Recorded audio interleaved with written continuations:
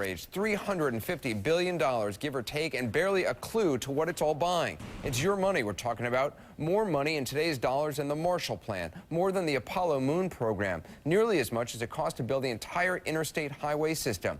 $350 billion with another $350 billion ready to go, and as you're about to see, no accountability. Joe Johns tonight, keeping them honest. 2008 may be coming to a close, but the financial disaster it brought may be far from over, and we may never know what some of the nation's biggest banks have done with tens of billions of dollars of your money.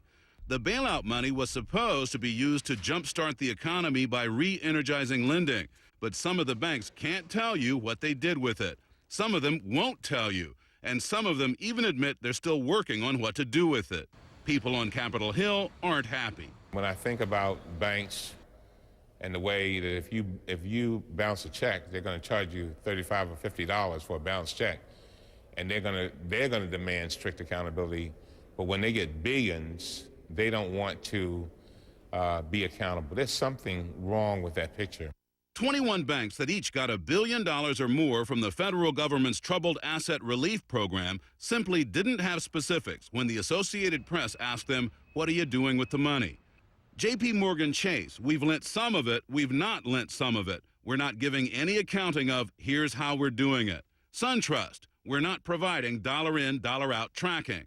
Bank of New York Mellon, we're choosing not to disclose that. There is nothing that upsets me more than a bank that comes to the Congress begging for money.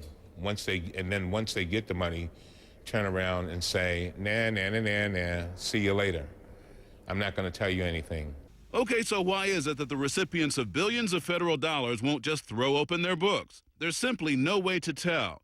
But a report earlier this month from the Government Accountability Office says the banks weren't told at the outset that they had a duty to disclose.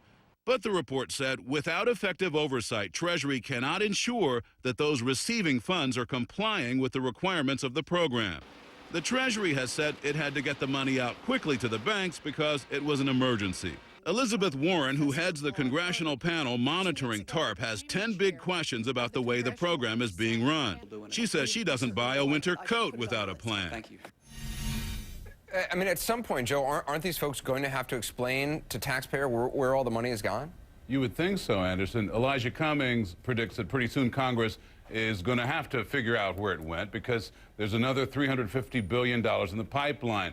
And he says that before people in Capitol Hill allow that money, back into the bank's vaults, they will want an accounting so they don't make the same mistake twice. Unbelievable.